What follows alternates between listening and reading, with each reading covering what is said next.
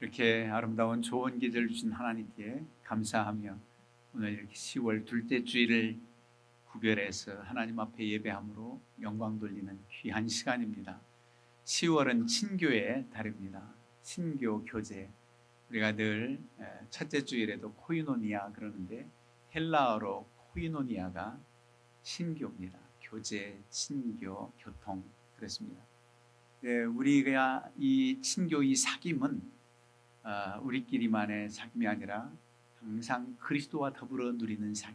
그래서 주님이 주시는 기쁨을 함께 체험하며 사귀는 사귐입니다. 먼저는 그리스도와의 친밀한 사귐이 있고 그리스도 안에서 또 사귐이 있는 우리의 관계가 너무 귀합니다.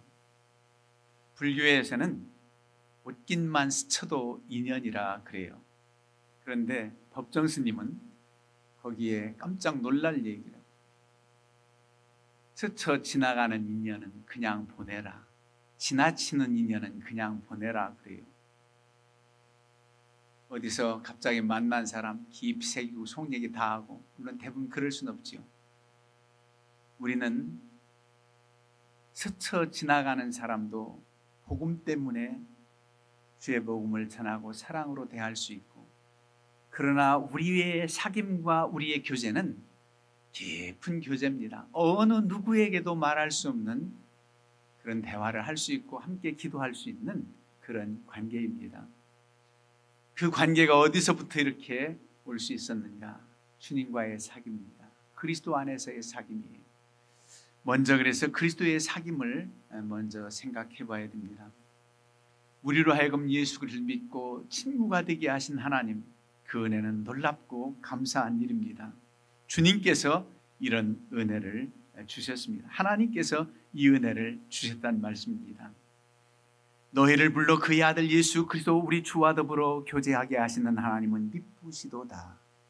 하나님께서 예수 그리스도와 교제할 수 있도록 은혜를 주신 하나님, 정말 미쁘신 하나님, 신실하신 하나님, 좋으신 하나님의 은혜로 예수 그리스도와 더불어 교제케 하셨다는 겁니다. 그래서 예수님을 이 땅에 보내셔서 우리와의 아름다운 관계를 맺어주셨는데, 주님과의 영적인 관계를 여러 가지 필요합니다. 지난주에 말씀드린 대로 바울 사도는 예수 그리스도 거룩한 신랑, 우린 거룩한 신부로서 전도 사역하는 것을 나는 중매한다 그랬어요. 그리스도에게 중매하려고 애를 쓰는 사도 바울의 모습. 주님은 신랑, 우리는 신부. 영적 의미에서 그렇습니다. 그리고 우리는 주님이라고 그러잖아요. 나의 모든 것의 주인이 되신 주님, 그리고 나는 그의 일꾼 종이라 그래요. 주종관계로도 표현해요. 그런데 세상에서 나는 주인이고 너희는 종이니까 나를 무조건 섬겨, 이게 아니라 정말 너무나도 존경하고 섬기는 마음이 우러날, 우리를 한 번도 실망시키지 않는 주인. 그런데 그 모든 일들을 해도 우리에게 더 많이 주시고 주님은 그저 기뻐하시는 그런 관계의 주님. 세상에서는 주종관계가 어떻습니까? 세상에서는 그렇지 않잖아요. 우리 주인 되신 주님은 그런 사랑의 주님이시죠. 그런데 더 그보다 깊은 관계의 말씀이 오늘 우리에게 주신 말씀, 찬양대도 찬양했지만 친구와의 관계. 참 좋은 나의 친구, 참 좋은 나의 친구란 말. 요한복음 15장 15절에 이제부터는 너희를 종이라 하지 않겠다. 우리가 종된 역할을 할 때도 있다고 그랬잖아요. 그런데 뭘 강조하기 위해서? 친구됨을 강조하기 위해서. 이제부터는 너희는 나의 친구라. 아버지께로부터 들은 말을 다 너희에게 알게 하겠다. 비밀이 없게 하겠다는 겁니다.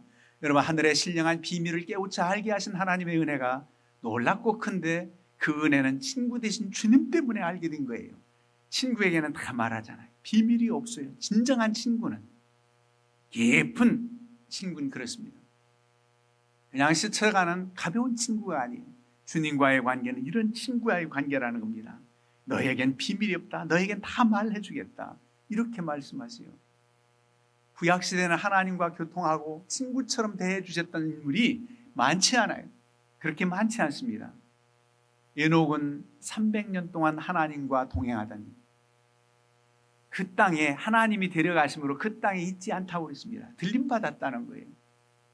모세를 일컬어서도 하나님께서 뭐라고 말씀하냐면 그와는 내가 대면하여 명백히 말하고 은밀한 말로 하지 아니하며. 그는 또 여호와의 형상을 본 하나님의 존재 앞에 정말 설 수 있는 모세라는 겁니다. 대면해서 모세와는 말하겠다는 겁니다. 그러니 모세를 비방하지 말라 이럴 때 모세와 친밀한 관계로 이렇게 맺어졌다는 것을 말씀하고 계세요. 소수의 하나님의 사람들, 하나님과 특별한 관계를 맺은 사람들 얘기가 나와요. 믿음의 사람들이지. 그런데 놀랍게도 신약시대에는 주님과 친구된 관계가 너무너무 많습니다. 예수 그리스도를 구주로 영접하고 신하고 믿음으로 나아가는 자는 다 주님의 친구가 되는 거예요. 우리도 주님의 친구가 되어서 주의 은혜를 힘입어 주님과 교통하고 기도하고 대화하고 은혜로 살아가게 되는 것입니다. 예수님께서 오신 목적이 이거예요. 예수님이 오신 목적이 뭔가? 예수님이 오셔서 제자들을 부르시고 많은 사람들을 자기의 친구, 주님과 하나님과의 관계를, 그 사랑의 관계에 우리로 하여금 깨달아 알고 우리도 또한 하나님과 회복되는 관계로 살게 하기 위해서 이 땅에 화목제물로 오시지 않았습니까? 그 화목제물로 오신 주님께서 불목했던 하나님과의 관계를 회복해서 자녀가 된 관계로 회복시키시고 자기와는 이렇게 친밀한 관계로 교제하면서 더 깊은 영적인 세계를 체험해 알기를 원하시는 주의 뜻이 있습니다. 그래서 제자들을 부르신 뜻에서 보면 우리를 부르신 뜻을 알 수 있습니다. 왜 주님께서 오셔서 제일 먼저 주의 사역을 감당할 때 12명의 제자를 뽑으셨는가, 세우셨는가? 그 말씀이 이렇게 기록되고 있습니다. 마가복음 3장 14절에 이에 12를 세우셨으니 이는 자기와 함께 있게 하시고 또 보내사 전도도 하며 귀신을 내쫓는 권능도 가지게 하려 하십니다. 즉 첫 번째 목적이 자기와 함께 있게 하려, 12제자를 뽑은 이유가 자기와 함께 있게 하시려고 했다는 겁니다. 주님이 애로워서요? 주님은 천군 천사가 대동해서 주님은 애로움, 슬픔을 모르실 수도 있는 하나님이십니다. 그런데 우리를 특별히 사랑하셔서 우리와 교제하길 원하시고 함께 있게 하시길 원하십니다. 그 12명의 제자들을 통해서 주님의 그 놀라운 은혜를 체험하고 깨닫고 하늘에 신령한 비밀을 알아서 그들이 누리는 이 기쁨을 통해서 더 많은 이들이 주님의 제자가 되고 주님의 친구가 되게 하고자 하는 목적이 있었다는 겁니다. 그래서 두 번째 나오는 얘기가 전도도 하며입니다. 왜? 더 많은 이들이 주님과 함께 있게 하게 하시려고, 친구가 되게 하시려고 그렇게 전도의 사명을 주셨다는 거예요. 첫 번째는 먼저 부름받은 우리가 주님과 깊은 교제, 함께 있는 것, 주님 없이는 살 수 없다고 그런 믿음의 고백을 하며 살아가는 사람들, 이런 교제를 통해서 그 감격과 기쁨으로 나만이 누리는 게 아니라, 나만이 주님과 더불어 누리는 이 사귐이 아니라 당신도 주님과 사귀고 주님과 사귀는 교제 속에서 우리와의 만남과 사귐은 너무너무 은혜스럽다, 기쁨이 충만하다고 하는 이 은혜를 깨달으면 전도도 하게 되어 있습니다. 주님의 지상 명령이니까 너희는 가서 모든 족속으로 제자를 삼아 아버지와 아들과 성령의 이름으로 세례를 주고, 이 말씀 분부니까 들어야지, 명령이니까 전도해야지, 이 뜻보다 내가 주님과의 사귐이 이렇게 깊고 놀라운 은혜 가운데 살아가는데 사랑의 사람이라면, 이 은사를 받았다면 다른 사람들 그냥 지나칠 수가 없어요. 그들에게도 주님을 알게 해서 주님과 깊은 교제를 하는, 주님과 형제자매 된 그 깊은 영적 교제에 이룰 수 있도록, 그래서 우리가 자원해서 기쁨으로 복음을 전할 수 있다는 겁니다. 그리고 세 번째 말씀하신 내용 있잖아요. 전도도 하며 귀신을 내쫓는 권능도 주셨다는 겁니다. 여러분, 귀신을 내쫓는 권능, 병 고치는 은사, 주님의 능력을 통해서 여러 가지 나타나는 기적, 이 모든 것은 복음을 전하기 위한 방편입니다. 아, 하나님의 신이 크구나, 놀랍구나, 이렇게 놀라운 하나님의 역사를 믿고 내가 섬겨야지. 그러니까 전도의 방편인 거예요. 그건 한낱 도구입니다. 그게 목적일 수가 없어요. 전도돼서 주님의 구원의 진리를 깨닫고 영생의 복을 체험했다면 그냥 당장 이 병 때문에 죽어도 상관없어요. 영원한 생명이니까. 육신의 생명은 8, 90, 100년을 산다 할지라도 영원한 생명은 그야말로 영생입니다. 이 영생을 얻고 체험했다면 오늘 죽어도 지금 불러도 문제가 없는 거예요. 그 영생을 깨닫고 주님과 연합된 관계를 가지기 위해서 일단 병이 고쳐지고 주님을 만나야 돼요. 일단 주님께 돌아오는 놀라운 은혜를 체험하기 위해서 그 문제가 해결되기를 방편이지 그것이 목적이 아니라는 거예요. 이런 은혜를 우리에게 주셨어요. 여러분, 주님과 깊은 영적인 교제를 하는 사람은 주님을 떠나서 할 수 없고 주님을 서운케 할 수가 없어요. 주님과 날마다 교통하는 기도의 삶을 살지 않을 수가 없습니다. 왜? 주님과 교통하니 너무 기쁘기 때문에. 기도가 나만, 내 사정만, 나의 좋은 친구니까 그저 친구에게 다 말해도 그 친구는 세상에 있는 내 친구보다 능력이 많아서 무엇이든지 해결 가능하니까 친구에게 아뢰야지. 물론 그런 아뢰의 기도도 중요합니다. 왜? 문제 해결자 되신 주님이니까. 내 이름으로 구하는 것마다 들어주시마 약속했으니까. 그런데 더 기쁜 친구는 만나가지고 계속 아무리 깊은 이 세상의 친구라도 그저 내 문제 얘기하고 하소연하는 거 다 들어줄 수도 있지만은 정말 친구의 마음도 기쁘게 할 수 있는 감사의 기도, 믿음의 기도, 이런 기도를 드림으로써 친구 되신 주님이 얼마나 기뻐하실까. 그런 사귐이 있어야 됩니다. 그리고 오직 그 친구 되신 주님을 실망케 하는 일은 하지 말아야 돼요. 그게 바로 하나님께서 말씀하신 바예요. 성부, 성자, 성령 삼위일체 하나님은 오직 그만을 경배하며 그만을 섬기길 원합니다. 나 외에 다른 신을 섬기지 말라. 이게 10계명 중에도 첫 계명입니다. 두 번째 계명은 너를 위해서 우상을 만들지 말라는 거예요. 그러면 하나님 이외에 다른 신을 생각지 말고 우상을 만들지 말라. 난 예수 믿고 이제 하나님 섬기기로 작정했으니까 우상, 다른 신하고는 거리가 멀어. 그래요. 다른 신은 여러분들 생각지도 않아요. 찾지도 않아요. 무시해요. 그러나 우상 숭배는 옛날에 어떤 형상을 만들어 놓고 거기에 절하고 잘못 깨달아서 놋뱀을 섬기는 이스라엘 백성들, 고쳐주신 하나님은 바라보지 않고 놋뱀만 섬기는 거예요. 놋뱀이 바라보니까 고침받고 나음받았다고, 죽지 않았다고. 그런 형상 우상이 아니에요. 오늘날의 우상은 그야말로 여러분들 늘 듣는 얘기 아닙니까? 하나님보다 더 사랑하는 그 무엇, 하나님보다 더 마음에 관심이 가는 그 무엇 때문에 하나님을 섬기는 것에 지장이 있다면 그게 우상이 될 수 있습니다. 어떤 사람은 물질, 돈, 우리에게 필요하지만 그것이 최고인 양 제일 우위에 두는 것이 문제입니다. 나의 삶 속에서 하나님보다 더 우위에 두는 것들을 그것에 마음 뺏기면 그게 우상이 될 수 있습니다. 내게 주신 선물, 자식이 귀해도 그 자식이 우상이 될 정도로 되면 안 된다는 겁니다. 여러분들의 가장 귀하고 즐거운 취미도 그것이 하나님을 영화롭게 하고 하나님을 섬기는 믿음의 백성들에게 주시는 은혜이기도 하지만 그것이 지나쳐서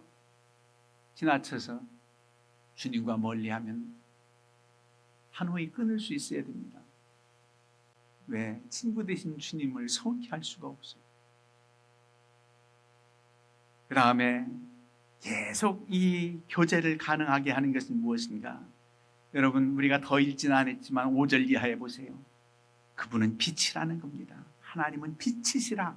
그분에겐 어둠이 있지 않다.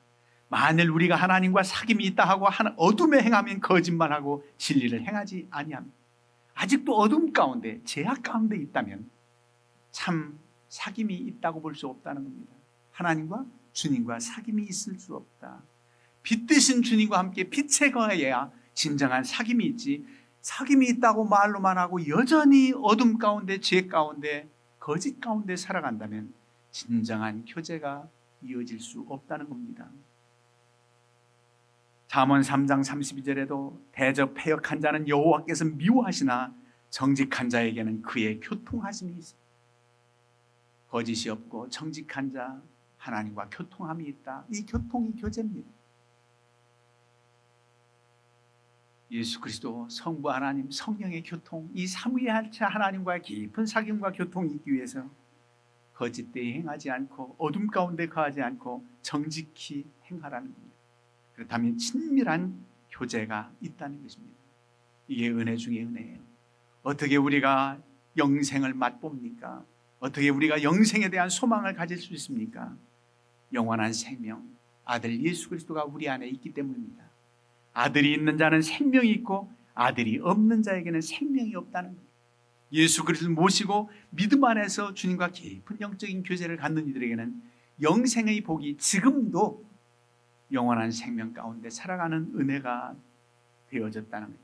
죽음으로서 육신의 생명의 관문은 끊어지지만은 영원한 생명, 영생의 복이 우리에게 있다는 겁니다. 그 영생의 복을 알게 하고 깨닫게 하신 그 은혜는 놀랍습니다. 세상에서 이와 같은 은혜를 맛볼 어떤 종교, 어떤 대상이 무엇이 있습니까? 아무것도 없어요. 오직 주님만이 우리에게 참 구원, 영생의 복을 주신다는 거예요. 그래서 이 땅에 사는 동안 깊은 교제가 주님과 함께 있고 주님과 교제하는 여러분들이 함께 모여서 교제하는 이 교제가 천국을 맛보는 겁니다. 영생을 맛보며 살아가는 겁니다. 여러분, 우리 주님께서 우리에게 이런 은혜를 주셨는데 주님을 실망케 할 수 없다. 그러면 주님을 기쁘시게 한다는 겁니다. 어떻게 하면 기쁘시게 할까? 주님 안에서 이렇게 믿음으로 형제자매된 삶, 사랑의 삶을 살아가는 것, 그것이 주님께 또한 기쁨이 됩니다. 내 개인적인 내 개인적인 것만 아니라 우리를 이제 많이 생각해야 돼요. 이제 우리를 생각해야 됩니다. 신앙적인 구원은 지극히 개인적이라고 해요. 내가 예수 그리스도를 믿고 신할 때 구원받습니다. 아내의 믿음이 아무리 좋아도 남편을 구원시킬 수 없어요. 지극히 하나님과 나와의 관계는 1대1의 관계로 구원을 우리가 경험하고 구원, 하나님의 거룩한 백성의 반열에 설 수 있겠지요. 그런데요, 이 개인적인 만남이 어떻게 이루어집니까? 우리가 서로 연합해서 기도하고 연합해서 사랑하고 연합해서 여러분들이 가서 개인적인 전도를 할지라도 함께하는 기도와 함께 어우러진 열심으로 그들을 구원해내서 하나님과의 만남을 갖게 합니다. 그야말로 사도 바울처럼 중매쟁이가 되게 해요. 그런데 그 중매쟁이가 우리가 서로 많아서 함께 연합하는 겁니다. 그게 바로 우리라는 개념이에요. 나라기보다. 요한서신 이 서신을 쓸 때 그때 영지주의자들이 아주 득세할 때입니다. 영지주의자들, 그노시즘, 예수 그리스도의 육신으로 오신 것을 부인하는 이단들입니다. 어떻게 하나님이 사람의 몸을 입고 오느냐고 합니다. 이론적은 그럴듯해요. 그러면서 사람들을 미혹해요. 그러다 보니까 인간의 몸으로 오신 예수 그리스도가 완전히 간과해요. 그리고 예수 그리스도의 십자가 사건과 부활 사건은 그게 복음의 핵심인데 강조될 수가 없어요. 우리 위에 죽으신 주님을 부정하니 어떻게 하나님이 육신을 입고 오느냐, 이럴 때 사도 요한이 이 서신을 쓰는 겁니다. 태초부터 있는 생명의 말씀에 관한 우리가 들은 바요, 눈으로 본 바요, 자세히 보고 우리의 손으로 만진 바요. 태초의 말씀이 이 땅에 육신으로 오셨다는 거예요. 그 태초의 말씀이 육신으로 오셨다. 요한복음 1장 1절에 나오잖아요. 태초의 말씀이 계시니라. 이 말씀이 육신이 되어 오셨다. 이걸 헬라어로 따지면 로고스라는 말씀의 개념입니다. 사람의 몸으로 오셨다. 그런데 그 사람의 몸으로 오신 분이 추상적인 게 아니라 사도 요한은 누굽니까? 주님의 제자잖아요. 주님께 들은 바고 눈으로 본 바고 주님과 함께 만진 바예요. 최후의 만찬 때도 주님께 기대어서 있었던 사랑의 사도 요한이, 예수님의 사랑을 많이 받은 사람, 항상 예수님께서는 이 요한을 데리시고 기도하실 때도 가셨어요. 베드로와 야고보와 요한. 그런데 이 요한이 그렇게 우리라는 사랑의 개념이 많은 사람이 아닙니다. 욕심도 있고 이기적인 사람이었어요. 어떻게 알 수 있느냐? 주님께서 사형 마지막 때도 주님이 이스라엘 왕이 되면, 육신적인 왕이, 세상적인 왕으로 생각했습니다. 그 능력이라면 로마도 전복시키고 독립할 수 있고, 독립하면 마땅히 당신은 왕, 대통령이 될 수 있습니다. 그때 나를 한 자리 주십사. 그야 어머니가 또 그랬잖아요. 우리 아들 한 자리씩 주세요. 하나는 좌편에, 하나는 우편에. 옛날로 말하면 영의정, 좌의정 자리는 주세요. 그랬던 사람이. 그런데 사도 요한은 부활하신 주님을 만나고 깊은 교제를 하면서 우리라는 개념을 많이 사용해요. 오늘도 보세요. 우리가 들은 바요, 내가 들은 바요만이 아니에요. 자기와 함께 사도들이 주님을 만난 경험한 사람들이 주님을 보고 들은 바입니다. 12명의 제자, 70문도, 마가의 다방 120문도, 부활할 때 500여 형제들 다 주님을 본 사람. 이게 추상적인 개념이 아니에요. 역사적인 이 땅에 오신 예수 그리스도, 우리의 구원주, 그분은 만진 바다. 이분이 영원한 생명이고 이분을 우린 경험했다는 겁니다. 피상적으로 아는 게 아니에요. 경험에서 만났고 그분 들었고 손잡고 함께 거닐었던 주님, 그분을 바로 예수님이라고 분명히 증언합니다. 그러면서 확신 있게 전하는 거죠. 어떻게 이기적인 사람이 우리라는 개념을 쓸까? 여러분, 제가 성찬식 때마다 읽어드리는 구절 있잖아요. 요한일서 1장 9절 말씀. 만일 우리가 우리 죄를 자백하면 그는 미쁘시고 의로사 우리 죄를 사하시며 우리를 모든 불의에서 깨끗하게 하실 것이요. 여기도 우리입니다. 여러분, 내가 내 죄를 자백한다면 이렇게 개인적으로 너, 나 이런 개념 쓸 수 있는데, 우리 죄를 자백하면 얼마나 그리스도 안에서 냈던 우리가, 함께하는 우리가 서로 자백하고 서로 믿음으로 선다면 여러분 모든 불의에서 우리를 깨끗하게 하시고 다 주님의 친구가 되게 하고 주님의 일꾼으로 삼아주십니다. 그 놀라운 사랑을 우리에게 말씀해 주셨어요. 여러분, 주님 때문에 서로가 한 우리잖아요. 누구 때문에 우리가 서로가 형제자매가 됐습니까? 주님 때문에, 예수님 믿는 믿음 때문에 하나가 됐어요. 그래서 우리에게 주시는 이 누림, 이 기쁨은 세상에 주는 기쁨하고 다릅니다. 성령의 교제입니다. 성령께서 역사하시는 교통하심입니다. 그래서 사랑의 교통합니다. 사랑의 교회가 되세요, 뭐 되세요 말할 필요가 없습니다. 주님과 온전한 연합이 있고 주님과 영적인 교제가 있다면 마땅히 형제 자매된 우리가 너무 깊은 영적인 교제와 사랑의 관계로 되어질 수 있어요. 그래서 내가 상처 주는 말은 하지 말아야지. 나는 본래 생각 없이 그냥 말해. 그러나 속은 없이는 이해해 하기도 하지만은 더 다듬어진 말로, 더 배려하는 자세로 살아가기에 충분합니다. 왜? 주님의 은혜를 너무너무 받아서 그 용서함과 그 사랑 경험해서, 체험해서. 우리가 2000년 전에 제자들 무리 반열에 서지 않아서 모릅니까? 보지 않고도 주님을 경험하는 이 확신 주신 하나님, 놀라운 은혜의 기적이, 믿음이 그래서 은사입니다. 이게 믿어져요. 주님이 나의 구원주, 나의 친구가 되신 주님. 그래서 힘들고 어려울 때 주님의 이름만 불러도 확신 있게 하시고 감동 주시고 은혜 주시는 은혜. 그 주님 때문에 우리가 이렇게 형제 자매가 됐단 말이에요. 이런 은혜로 살아가서 배려하고 사랑해 줄 수 있어요. 좀 더 아름다운 관계로 나아갈 수 있어요. 그런가 하면 또 세상 사람들은 그렇게 말하죠. 저 사람한테는 함부로 말 못해. 물론 조심한다는 차원이에요. 그런데 대부분 그 말의 결론은 절교해야 된다는 겁니다. 그냥 인연 맺지 말라는 거예요. 왜? 저 사람하고는 말 못 섞어? 함께 할 수가 없다는 거예요. 도저히. 그냥 딱 제쳐놔요. 당신 아니라면 나 스트레스 안 받고 뭐 보고 지낼 거 있냐, 이렇게 될 수 있어요. 그러나 주님의 사랑은 그게 아니라는 겁니다. 그래도 주님의 사랑으로 사랑하고 이해하고 용서하고, 그러면 내가 이렇게 잘못됐으니 용서해주고 이렇게 배려만 해주라는 그런 뜻만이 아니에요. 어떤 때는 내가 단단한, 내가 견고한, 내가 굳센 믿음이 있어서 내게 위해를 가하고 나를 업신여고 나를 무시하는 그런 사람들이 있다도 여러분들은 주님의 사랑의 감복에서 또한 그것 또한 이겨낼 수 있어야 됩니다. 나를 배려해주고 나에게 잘 대해주고 나를 사랑해주는 사람만 사랑하는 게 아니라 내가 어떤 때는 무시당하는 것 같고 어떤 때는 소외되는 것 같고 어떤 때는 참 기분 상할 그런 여건 하에서도 여러분들 실망하지 말라는 거예요. 실족하지 말라는 거예요.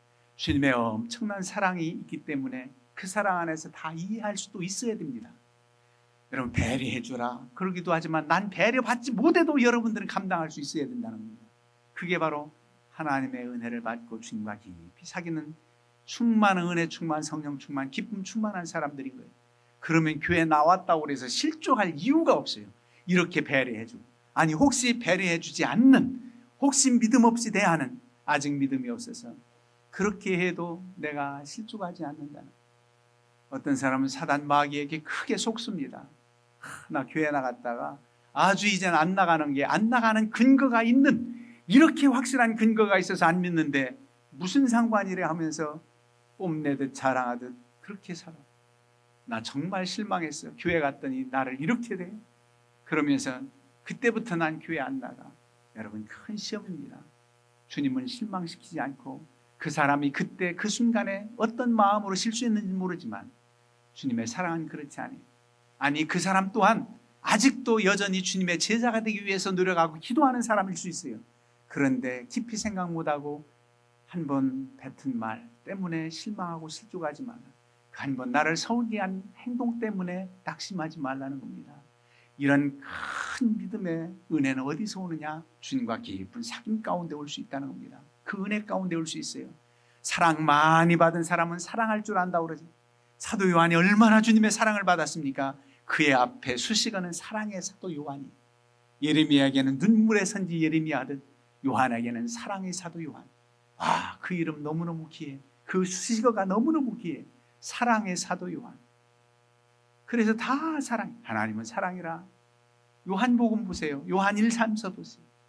다 사랑입니다. 이 사랑을 우리도 너무너무 받았습니다. 그 은혜 아래 있습니다. 근데 여러분들은 정말 확신 있게 증거할 수 있습니다. 사신 하나님, 능력의 하나님, 보지도 않은 예수님을 예수님 본 당시에 세움받은 제자들보다 더 믿음이 있다고 칭찬받으면 이게 웬일입니까? 이건 놀라운 은혜입니다. 그 많은 후대 사람들이 주님 때문에 순교당하고 주님 만난 확신이 있었어요. 사도 바울이 예수님 생전에 만났습니까? 사울아, 사울아, 네가 왜 나를 핍박하느냐? 부활하신 주님이 만나주신 거예요. 영적으로.